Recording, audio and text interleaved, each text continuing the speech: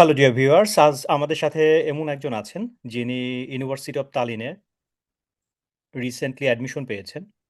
তো উনি application portal যখন ওপেন হয়েছে, ঠিক শুরুর দিকটাতে অ্যাপ্লিকেশন করেছিলেন।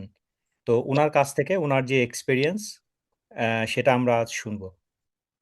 ভাই, আপনি তালিন ইউনিভার্সিটিতে কোন সাবজেক্টে এপ্লাই করেছিলেন? যদি একটু বলতেন কাইন্ডলি। আহ হ্যাঁ, আমি তাল ইউনিভার্সিটি পোর্টাল ওপেনের জন্য অপেক্ষা করতেছিলাম। আমি ভাবতেছিলাম যে শুরুর দিকে অ্যাপ্লাই করব। সো যেহেতু আমার আমার এসএসসি হচ্ছে সায়েন্সে, তারপরে আমি এইচএসসি তে আমি যাই হিউম্যানিটিসে। তো আমি ভাবতেছিলাম যে হিউম্যানিটিস রিলেটেড কোনো একটা সাবজেক্টের মধ্যে, আর্টস রিলেটেড কোনো একটা সাবজেক্টের মধ্যেই আমি অ্যাপ্লিকেশন করব। After that I choose social science. Social সায়েন্সে আমি অ্যাপ্লিকেশন করি, আমার মোটিভেশন লেটার বা সবকিছু করা হয়। দেন সোশ্যাল সায়েন্সে অ্যাপ্লিকেশন করি হচ্ছে অ্যারাউন্ড 6-7 তারিখের দিকে। আমার ইন্টারভিউ হয় 22 জানুয়ারি। আমরা ডেট দিয়ে দিই, একদিনের সময় পাই ফর প্রিপারেশন। আনফরচুনেটলি আমি আগে থেকে আর্টিকেল গুলা ওই রকম ভাবে পড়ি নাই, বাট অনেক সময় কাছানোর পরে আমি একদিনেই মোটামুটি প্রিপারেশন নেই, নেওয়ার পরে ইন্টারভিউ দেই। তো আমার 22 জানুয়ারি ইন্টারভিউ হয়, আমার অ্যাপ্লিকেশন হয় 7 জানুয়ারি 8 জানুয়ারির দিকে। অ্যাপ্লিকেশন পোর্টাল ওপেন হয় 5 জানুয়ারি। আপনার ইন্টারভিউটা কত সময় ছিল সব মিলিয়ে? হ্যাঁ। আচ্ছা। সো অনেকের এখন যারা দিচ্ছে তাদের 20 মিনিটস এর মতো হচ্ছে, বাট আমার প্রবলি 32 মিনিটস এর মতো হয়েছে, 31-32 মিনিটের মতো হয়েছে এখানে overall duration interview. Okay. And আপনাকে ইন্টারভিউতে মূলত কি কোয়েশ্চেনগুলো করছিল? যদি বলতেন।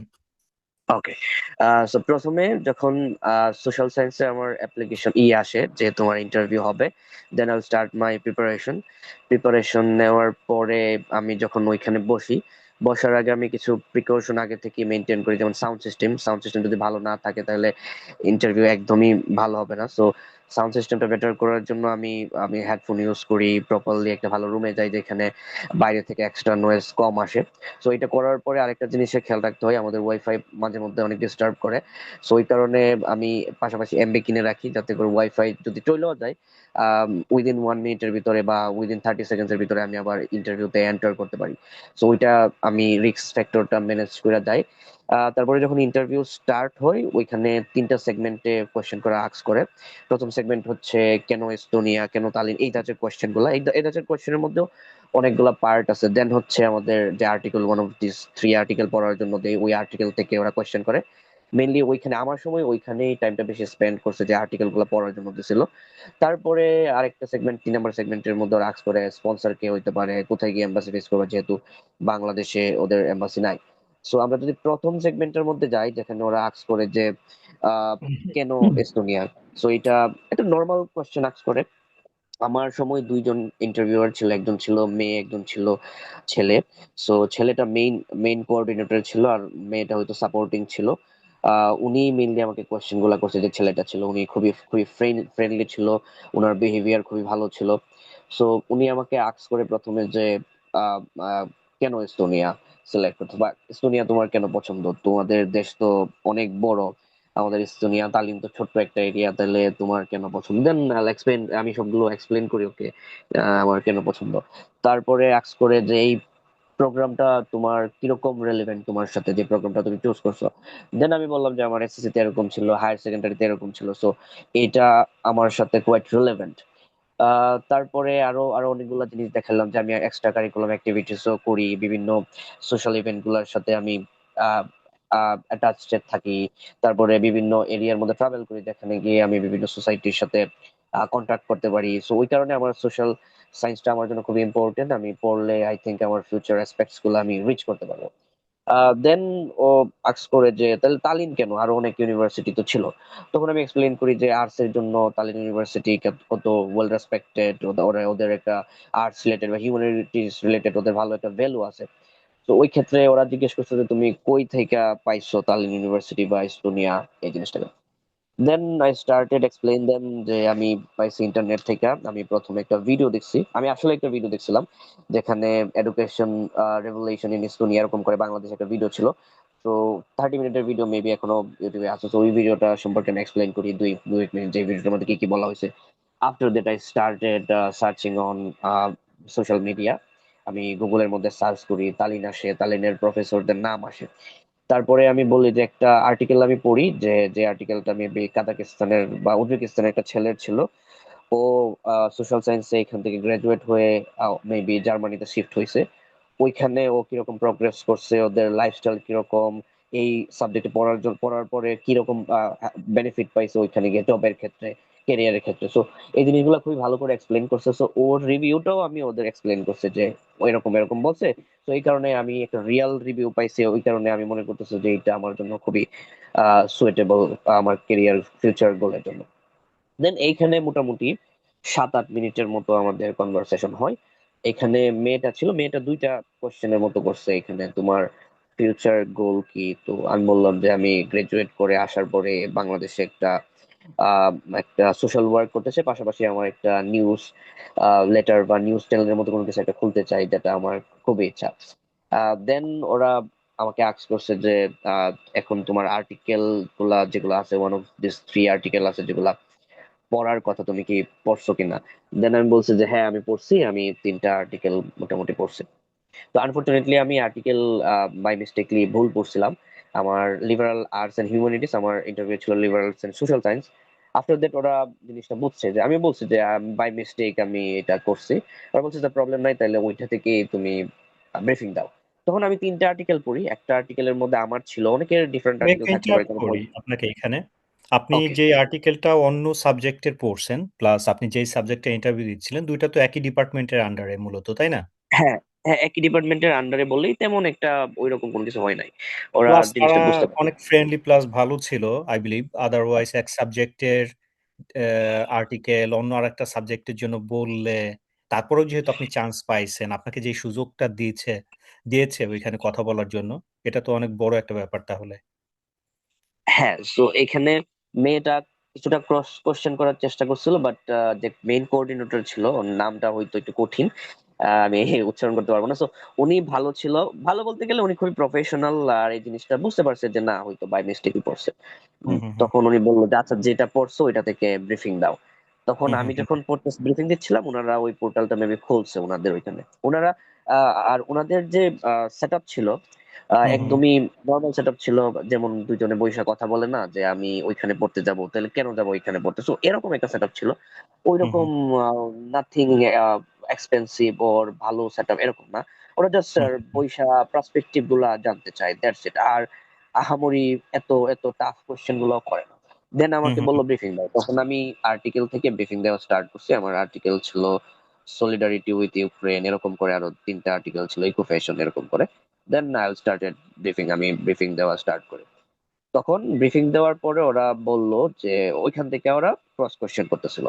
সো আমার একটা পয়েন্ট এরকম ছিল যে ফেমিনিস্ট রিলেটেড কোশ্চেন ছিল, যে তোমার কি মনে হয় এখানে ইউক্রেন আর রাশিয়ার যুদ্ধের বিষয়টা নিয়ে খুবই এক্সপ্লেন করতেছিল, মানে আর্টিকেলটার মধ্যে। তখন আমাকে বলল যে তোমার কি মনে হয় অথর কি এখানে সাকসেসফুল কিনা। দেন আমি বলছি যে অথর তার ভয়েস রেজ করতে চাইছে, উনি উনার ওয়েতে সাকসেসফুল, বাট ওই রকম রিচ পায় নাই।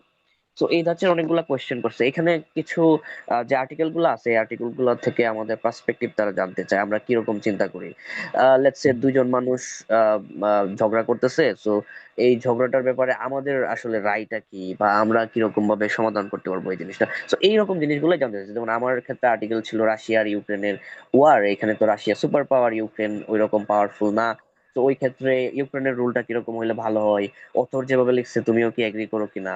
সো আমি চাইছি যে আমি একটু মিডল পয়েন্টে থাকি, নাথিং এগ্রেসিভ বা war to war related supportive কোনো কথা না বলি, যে ওই দেশের সাথে ওই দেশকে ওয়ার ইনভলভ করা বা ওই দেশকে অ্যাটাক করা, ওই ধাঁচের জিনিসগুলো ইগনোর করে জাস্ট মিডল পয়েন্টে থাকা, যে এটা সমাধান এইভাবে হলে সবচেয়ে ভালো হয়, যুদ্ধ ভালো জিনিস নয়। সো লাইক দ্যাট, এই ধরনের আসলে আনসার দেওয়ার ট্রাই করছি আর কি। তো ওই জিনিসগুলা দিয়ে ওরা মোটামুটি কনভিন্স হয়েছে। তো এইখানে মোটামুটি আমার আরো 30-40 মিনিটস এর মতো সময় গেছে। তো ওরা দুইটা মিললা 20-21 মিনিটের মতো গেছে। দেন ওরা থার্ড সেগমেন্টে গেছে, ওরা কোয়েশ্চেন করা স্টার্ট করছে যে তোমাকে তুমি যদি যাও ওইখানে, বলছে যে আমার হাতে তো কোনো কিছুই নাই, এটা রেকর্ড হবে, রেকর্ড হওয়ার পরে অনেকে দেখবে, অথরিটি আছে যারা কোঅর্ডিনেটর আছে ওরা দেখবে, দেন মার্কিং করবে, দেন তোমাকে জানাবে। তো আমার হাতে হুম কিছুই হুম নেই, বাট যদি তুমি যাও তাহলে তোমাকে স্পন্সর করবে কে? তুমি যেহেতু ওইখানে একটা খরচপাতির বিষয় আছে, তুমি ওইখানে গিয়ে যদি ফাইন্যান্সিয়াল প্রবলেম ফেস করো তাহলে তো হবে না। তখন আমি হুম বলছি হুম যে আমার ক্ষেত্রে আমার আম্মু বা করবে। বলছে যে তোমার আম্মু কি কি করে? পরে আই সেড দ্যাট আমার আম্মুর গার্মেন্টস রিলেটেড বিজনেস আছে। আমাদের লোকালে ওইখানে 10-15 জন মহিলাদের নিয়ে উনি অনেকদিন যাবত এটা রান করতেছে, প্রায় 5-6 বছর হবে। পাশাপাশি উই হ্যাভ গ্রোসারি শপ, যেখানে আমাদের দোকান আছে, ডেইলি যে জিনিসগুলো লাগে ওই জিনিসগুলো সেল করে। বলছে হ্যাঁ ঠিক আছে তাইলে ভালো। পরে বলছে যে যেহেতু বাংলাদেশে এম্বাসি নাই, তুমি কই থেকে এম্বাসি ফেস করতে চাও?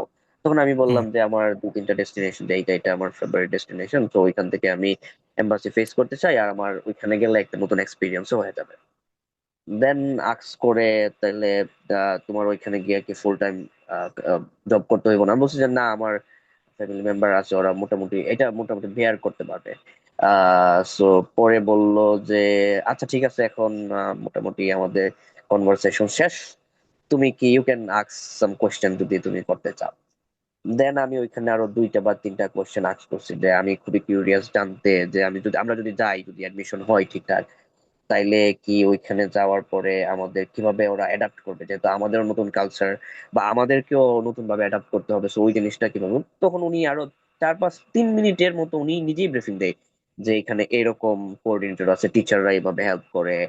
পাশাপাশি অনেক লোক আছে যারা স্টুডেন্টদের সবগুলা জায়গায় হেল্প করে, ডরমেটরিতে, স্টাডিতে, লাইব্রেরিতে, সবকিছুতে হেল্প করার ট্রাই করে। তো উনি এই জিনিসগুলো বলছে। তারপরে আবার বলছে যে আর কোনো কোশ্চেন আছে কিনা। তারপরে আমি বললাম যে স্টুডেন্টদের আসলে স্টুডেন্টদের কিভাবে আহ, ওরা দেখতে চায় এজ এ স্টুডেন্ট হিসেবে।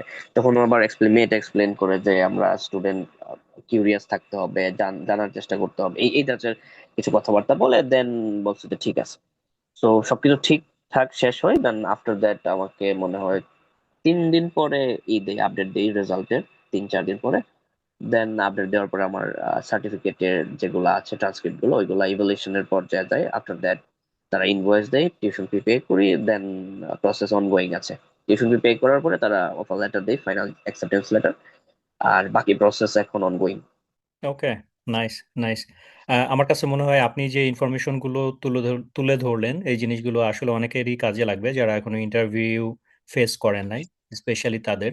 তো আমরা যদি মোটামুটি এটার সারমর্ম ধরি, তাহলে বলা যেতে পারে আমার কাছে মনে হয় ইন্টারভিউর যে ফেজগুলো, এগুলো প্রথমত আপনার ইন্ট্রোডাকশন দিয়ে শুরু হয়।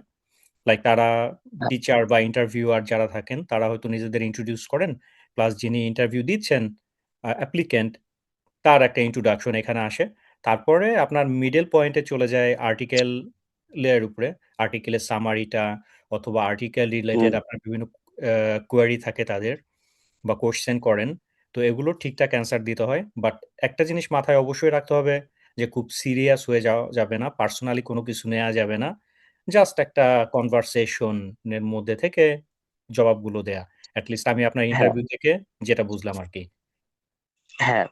সো মিডিলে থাকা, লাইক নাথিং সিরিয়াস, ওর কোনো কিছু এক্সট্রিম দিকে না বলা যে এইটাই করা ঠিক ছিল বা ওইটাই করা ঠিক ঠিক ছিল, ওইভাবে না বলা যে এটা ভালো সমাধান হইতে পারতো, ভালো সমাধান করা যাইতে পারতো। সো লাইক দ্যাট, কোনো সিরিয়াস মতামত না দেওয়া। সো ওই জিনিসটা ইগনোর করাই বেটার। আরেকটা পয়েন্ট হচ্ছে কি, অনেকের ল্যাপটপের মধ্যে ক্যামেরা ঠিক থাকে না, সো ওই ক্ষেত্রে প্রবলেম হয়, ওরা পাসপোর্টটা দেখতে চায়।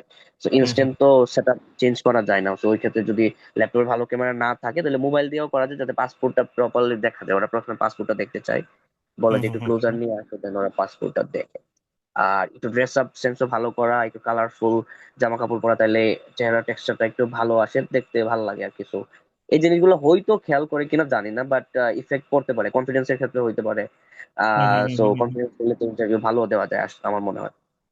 না, ডেফিনেটলি ডেফিনেটলি। আর লাস্ট পার্টে যেটা বুঝলাম, এটা হলো স্পন্সর কে করবে, বা এখানে আসার পর স্টুডেন্ট কি করবে, এই জিনিসগুলো নিয়ে জানতে চায়।